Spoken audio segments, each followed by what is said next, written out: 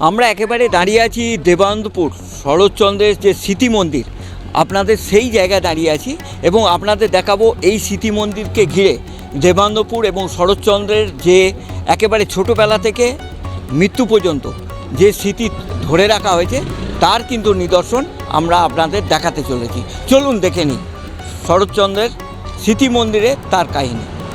শরৎচন্দ্র চট্টোপাধ্যায়ের জন্মস্থান দেবানন্দপুরে অবহেলার ছাপ, উন্নয়ন প্রকল্প এখনও অধরা। আমরা পৌঁছে গিয়েছিলাম কথা সাহিত্যিক শরৎচন্দ্র চট্টোপাধ্যায়ের জন্মস্থান দেবানন্দপুরে। হুগলি জেলার দেবানন্দপুর, যেখানে জন্মগ্রহণ করেছিলেন বাঙালি সাহিত্যের কিংবদন্তি সাহিত্যিক শরৎচন্দ্র চট্টোপাধ্যায়। সেই গ্রামের এক প্রান্তে আজও দাঁড়িয়ে আছে তার পৈতৃক ভিটে, স্মৃতির ভারে নত হয়ে। কিন্তু দুঃখজনক হলেও সত্য, এই ঐতিহাসিক স্থানটি বর্তমানে চরম অবহেলা ও অযত্নের কারণে ধ্বংসের মুখে। যদিও রাজ্য সরকার এই পৈতৃক ভিটেকে পর্যটন দপ্তরের আওতায় এনেছে, তবে বাস্তব চিত্র ভিন্ন। দীর্ঘদিন ধরে কোনো কার্যকর উন্নয়নমূলক কাজ চোখে পড়েনি। বর্তমানে শরৎচন্দ্র চট্টোপাধ্যায়ের ব্যবহৃত বেশ কিছু মূল্যবান স্মারক সংরক্ষিত রয়েছে, তার আরাম কেদারা, ছড়ি, হাতে লেখা পাণ্ডুলিপি, এমনকি রবীন্দ্রনাথ ঠাকুরের লেখা চিঠিও। কিন্তু দেখভালের অভাবে এসব অমূল্য জিনিসপত্র আজ নষ্ট হয়ে যাওয়ার আশঙ্কায় দিন গুনছে। আমরা এবার আপনাদের দেখাবো দেবানন্দপুরে একেবারে শরৎচন্দ্র চট্টোপাধ্যায় যে পণ্ডিতের কাছে পড়েছিল এবং পেয়ারি পণ্ডিতের পাঠশালা, সেই পাঠশালার কেমন অবস্থায় আছে। একবার ধ্বংসস্তূপ বলা যেতে পারে, এখানে সাপের আর কীটপতঙ্গ ছাড়া আর কিছু নেই। দেখে নিন পেয়ারিমোহন পাঠশালার অবস্থা।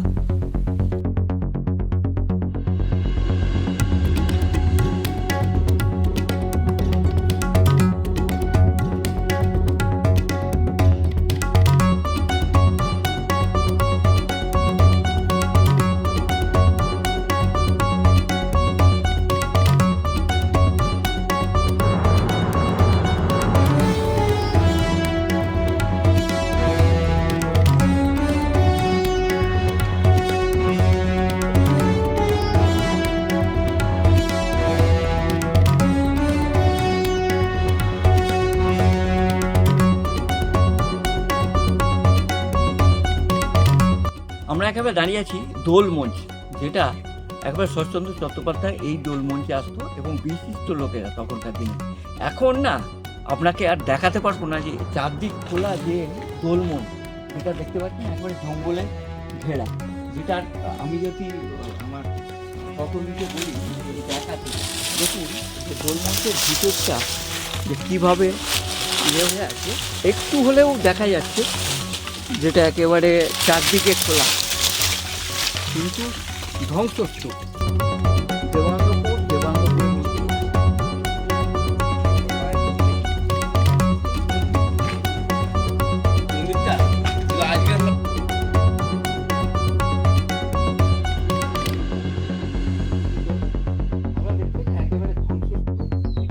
জঙ্গলে ঘেরা, বাকি আর দেখাতে পারছি না। আপনারা দেখেই নিতে পারছেন যে দোলমঞ্চের জায়গায়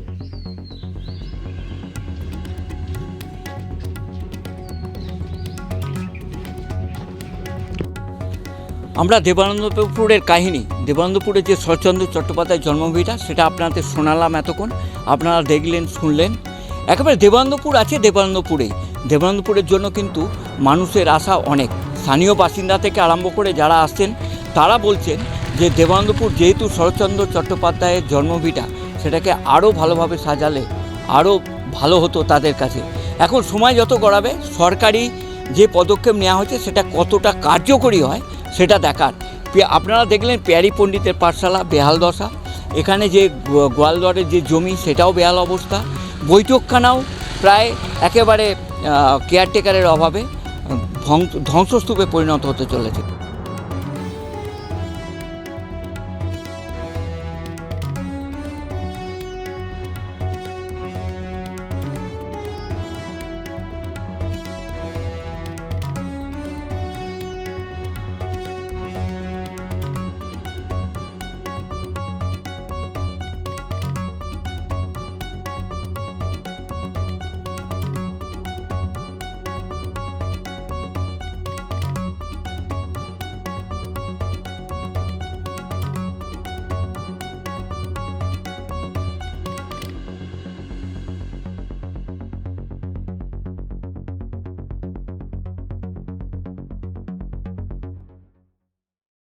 আমরা একেবারে দাঁড়িয়েছি দেবানন্দপুরের সাজের দালান, যেখানে দুর্গাপুজো হতো এবং ছোটোবেলাটা একেবারে যে দেবানন্দপুরের খেলা করতো বলা যেতে পারে শরৎচন্দ্র চট্টোপাধ্যায়, এবং ঠাকুর দালানে যে পুজো দেখতো বা পুজোতে অংশগ্রহণ করতো সেই সাজের দালানেই কিন্তু আমরা দাঁড়িয়ে আছি।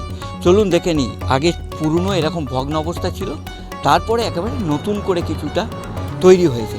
চলুন দেখে নিই সাজের দালান এখন কি অবস্থায় আছে।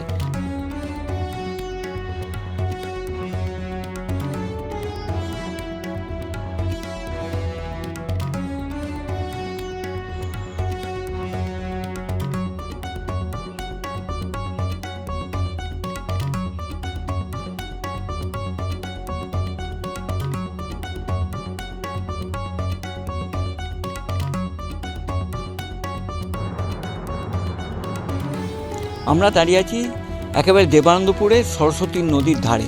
একেবারে কথিত আছে যে গাছের গোড়ায় বসে কিন্তু শরৎচন্দ্র চট্টোপাধ্যায় মাছ ধরতেন এই সরস্বতী নদী থেকে। আপনারা সকলেই জানেন যে শরৎচন্দ্র চট্টোপাধ্যায় মানে মাছের সাথে একটা যোগাযোগ, এবং সেই মাছকে কেন্দ্র করে কিন্তু এই গাছের তলাতে বসেই কিন্তু তিনি মাছ ধরতেন। আপনারা দেখতে পাচ্ছেন সরস্বতী নদী, আর সামনে যে দেবানন্দপুর এবং বারাকপুর, যে মানে হুগলি জেলার যে দেবানন্দপুর, এবং সেই ব্রিজ পিছনে রয়েছে।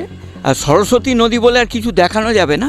আমি যদি আমার সহকর্মীকে বলি যে একেবারে পানা জঙ্গলে ভর্তি, মাছ আর হয় বলে মনে হয় না, কিন্তু এই সরস্বতী নদী কিন্তু এখনও বেঁচে আছে। আপনারা দেখতে পাচ্ছেন যে এতক্ষণ ধরে আমরা শোনালাম আপনাদের যে শরৎচন্দ্র চট্টোপাধ্যায়ের জন্মভিটা দেবানন্দপুরকে নিয়ে কী অবস্থায় আছে, কেমন আছে, কিন্তু সবাইয়ের একটাই দাবি, দেবানন্দপুর আছে দেবানন্দপুরের জায়গায়, কিন্তু দেবানন্দপুরকে ডেভেলপমেন্ট করতে গেলে আরও কিছু সরকারি পদক্ষেপ দরকার। সরকার ব্যবস্থা নিলেও কার্যকরী সিদ্ধান্ত কিন্তু এখানে কিছু হয়নি। টাকা অ্যালট হচ্ছে কিন্তু কাজ হচ্ছে না।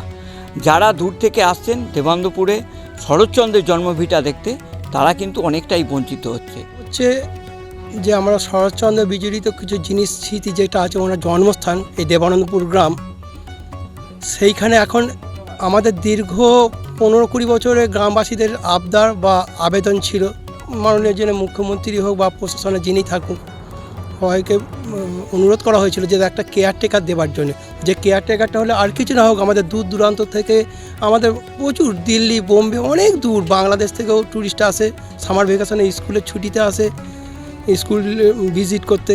তা দেখাবার মতো লোক নেই, বা কাউকে গাইড দেবো যে শরৎচন্দ্র জন্মভিটাটা এইটা, পৈতৃক ভিটা এইটা, বা মিউজিয়াম এইটা, বা বিশালক্ষী মন্দির এইখানে, বা সরস্বতী নদী ধরে এখানে পাঠশালা, পেয়ারি পণ্ডিতের পাঠশালা, বা আমাদের রায়গুণাকরের যে জায়গাটা আছে এখানে শরৎচন্দ্র বিচরিত জায়গার মধ্যে, সেই জায়গাটুকু আমাদের দেখে বা বলার মতো কেউ নেই, গাইড দেওয়া আমাদের। আমি আমার এই বয়স অনুযায়ী দীর্ঘ 20 বছর ধরেও এটা পাচ্ছি না সরকার কাছে আবেদন করে। আমাদের যে এখন মিউজিয়ামটা খোলা হচ্ছে, আমাদের দীর্ঘ 2-3 বছর আগে আমাদের তারা বেশি হবে, আমাদের যে লাইব্রেরিয়ান আমাদের খুলতেন উনি রিটায়ার হয়ে গেছেন। তারপর আমাদের ডিগুরু স্টাফ যে ছিলেন, তবুও উনি মাঝে মাঝে দেখভালটা করতেন, কেয়ারটেকারের কিছু কাজটা করতেন। উনিও 2 বছর হলো রিটায়ার করে গেছেন। অতএব আমাদের এমনই অবস্থা, এই মিউজিয়াম বা ওনার যে ট্যুরিজমের মতো জায়গাটাকে পুরো বন্ধ অবস্থায় হয়ে আছে, যে বাইরে কোনো লোক বা অতিথি আসলে আমরা বলতে পারি না কে খুলবে, কি করে দেখাবো। আমাদের গ্রামবাসী হিসেবে আমরা বলছি, আমাদের মনে খুব প্রচুর ক্ষোভ, যদি সরকার আমাদের এই দিকটা একটু দৃষ্টি নিক্ষেপ করে। প্রচুর এটা শরৎচন্দ্রের উপর বা ওনার যে লেখা বা পরিচিতি বা কোনখানে কী করতেন, এখানে গড়ের জঙ্গল বা আপনার এদো পুকুর আমরা বলি, গলাদরের বাগান যেগুলো বলি, এইগুলো হচ্ছে আমাদের একটা পাঠ্য বইয়ের মধ্যে, বা ওনাদেরকে শিক্ষা প্রতিষ্ঠানের জন্য ওনাদেরকে নিয়ে আসা হয়, কিন্তু আমরা পারছি না এইগুলো বলার জন্য। সেই গাইড বা নেই, আমাদের সেইভাবে তৈরি করে উঠতে পারছি না। যদি করে প্রশাসনের উপর, বা আপনারা চাইছেন এই দেবানন্দপুর আরও ডেভেলপ হোক, বা এর আগে আমাদের 16 সালে একটা পর্যটন কেন্দ্র করবো বলে আমাদের এখানে 5 কিলোমিটার সরস্বতী নদীর ধারে একটা পার্ক 5 কিলোমিটার করবে বলেছিলেন, জানি না অনুমতি দিয়েছিলেন, কিন্তু তারপর সে জানি না 11 কোটি টাকা প্রজেক্ট উনি ঘোষণা করেছেন, সেটা আমাদের এখনও সাকসেস করতে পারিনি, কার্যকরী কিছু হয়নি। তারপর দ্বিতীয়বার আগে 17 সেপ্টেম্বরের আগে আমাদের আগের বছর যেহেতু 22-23-24 সালে ঘোষণা হয়েছিল 1 কোটি 13,26,00,000 টাকা পর্যটন কেন্দ্রের জন্য আমাদের উদ্বোধন করেছেন মাননীয় মুখ্যমন্ত্রী। হুগলির সিঙ্গুর থেকে। তো আমি আমার বন্ধুদের সাথে সবার সাথে এসেছি তাই শীতকালে এই প্রোগ্রামটা করা সম্ভব হয়নি বলে এখন এসেছি। শুনেছি এর কথা অনেক শুনেছি। তো শরৎচন্দ্রের এখানে মিউজিয়ামটার কথা শুনেছি, আমার স্যারের থেকে শুনেছি।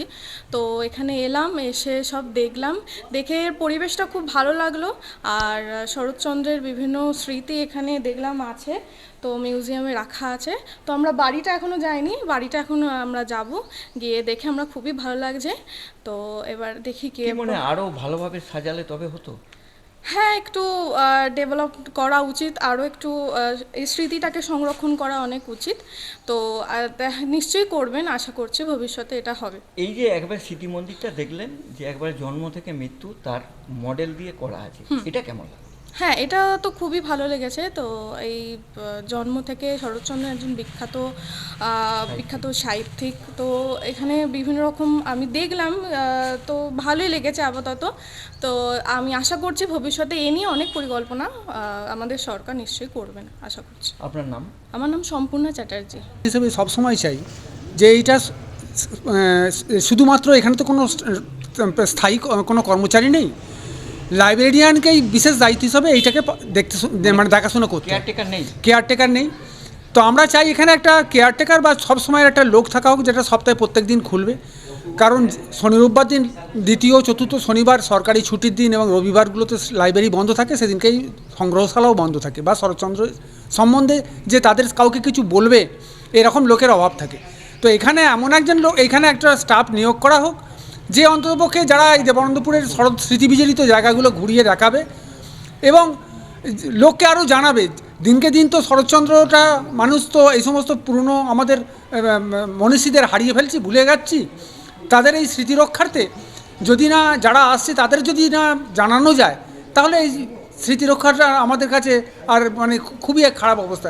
সরকার বিভিন্ন প্রকল্প নিয়েছেন, কিন্তু সেই প্রকল্পগুলো এখনও পর্যন্ত আমরা দেখতে পাচ্ছি না তার কোনো ফলপ্রসূ রেজাল্ট আমরা পাচ্ছি। তো আমরা চাই যত তাড়াতাড়ি সম্ভব এখানে একজন স্থায়ী কর্মচারী নিয়োগ করা হোক, যে অন্ততপক্ষে স্মৃতি মন্দিরটা অন্ততপক্ষে খুলে যে যারা আসছে দর্শনার্থীদের প্রত্যেকদিন দেখাতে পারবে। এবং আমরা দেখলাম যে একেবারে প্যারিমন পাঠশালা, হ্যাঁ, যে সমস্ত স্মৃতিবিজড়িত জায়গাগুলো সেগুলো প্রায় ধ্বংসপ্রাপ্ত হতে চলেছে, বেহাল অবস্থা, ধ্বংসপ্রাপ্ত হতে চলেছে। সেগুলোকে ঠিক সঠিকভাবে সেগুলোর সংরক্ষণ প্রয়োজন এবং এইগুলোকে সংরক্ষণ করে এগুলো বোর্ড দিয়ে তাদের সেই সমস্ত যারা আসছে তাদের দেখানো প্রয়োজন যে এই সমস্ত স্মৃতিবিজড়িত স্থান। আর একটা জিনিস, সেটা সবচেয়ে বেশি প্রয়োজন, শরৎচন্দ্র জন্মস্থান দেবানন্দপুর হওয়া সত্ত্বেও শরৎচন্দ্রের শেষ জীবন দেওলটিতে কাটানোর জন্যে সেটা যতভাবে জনগণের মানুষে মানে ছাপ ফেলতে পেরেছে দেবানন্দপুরের দেবানন্দপুর স্থান দেবানন্দপুর, কিন্তু সেই হিসাবে মানুষের মনে সেইভাবে বঞ্চিতই আমরা রয়ে গেছি। আমরা সেইভাবে মানে সরকারও আমাদের কাছে এরকমভাবে এটাকে চেষ্টা করছে, কিন্তু সেইভাবে আর হচ্ছে না। আমরা চাই আরও একটু দেবানন্দপুরকে যেন সবাই শরৎচন্দ্রের জন্মস্থান হিসাবে আরও যেন ভালোভাবে জানতে পারে। উপেন্দ্রনাথ কোলা, জজবার 24 বাংলা, হুগলি।